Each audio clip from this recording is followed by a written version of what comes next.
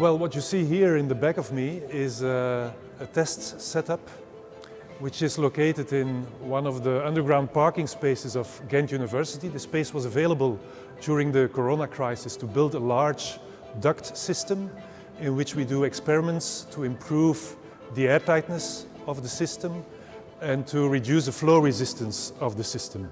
Both the airtightness and the reduction of the flow resistance are important to reduce the energy consumption of the fan, the electrical energy consumption, which is an important element in the overall energy use of buildings. For the pressure loss testing, we have installed a large ventilator at the main duct of the duct system.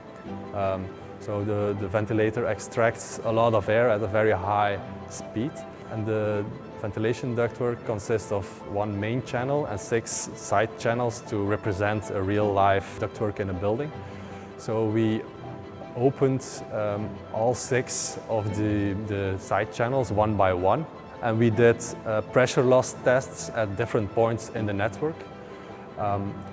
And if we measure the pressure at different points in the network, we can calculate the pressure loss over certain elements in the network, which tells us something about flow resistance of the components of the network and the material itself. Smoke extraction ducts, that's what you can see here.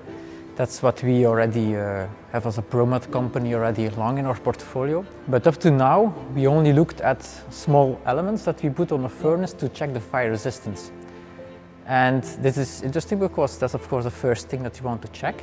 But there are also engineers who need to design the system to think about the layout, the sizing of the elements. But that's one part, and the second part is that we want to upgrade the system to also normal ventilation purposes. It will be a cost-effective solution, is they have a smoke extraction duct system combined with normal ventilation. Normal ventilation, then they don't have 2 separate systems, so it will be cost-effective.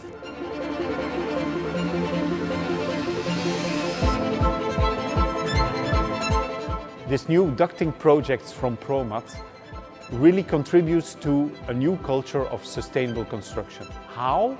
By the fact that we develop one system that can be served for both ventilation and for smoke extraction with less use of energy. What makes me really proud is again that we have this collaboration of all these experts and that we can go a step further than we otherwise would have gone.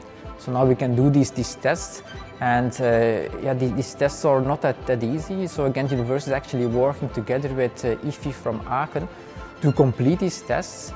And this is a unique set of data for us, but also for the world. It's something new, it's unique. So in the end, everything that we are now producing is really unique and new, and we are excited, of course, about bringing this to ProMat and to the rest of the world.